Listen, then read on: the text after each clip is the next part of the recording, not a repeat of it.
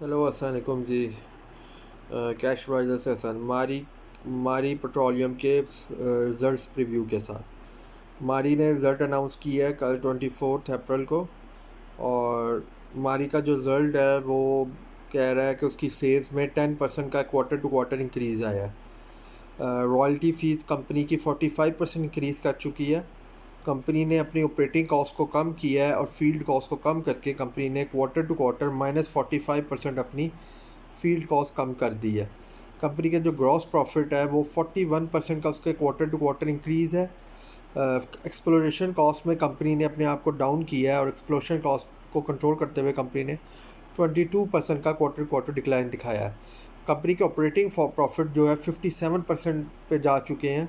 उनका 57% का इंक्रीज़ है कंपनी के क्वार्टर टू क्वार्टर प्रॉफिट्स में।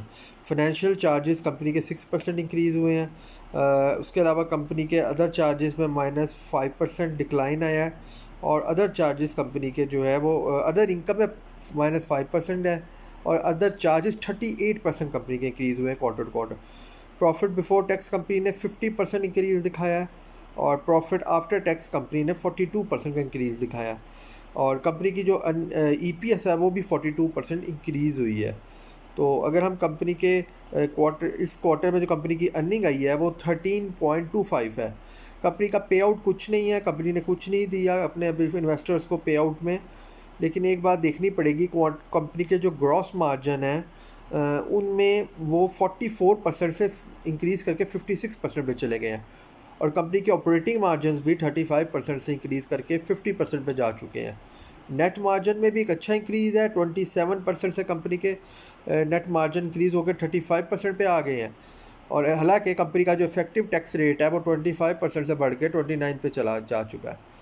तो जो अकोमोलेटिव कंपनी की 9 मंथ्स की अर्निंग बनती है वो 38.56 की है। गैस पी मार्केट जो मारी है वो प्री बोनस स्टेज के ऊपर 6 के मल्टीपल पे ट्रेड करता था।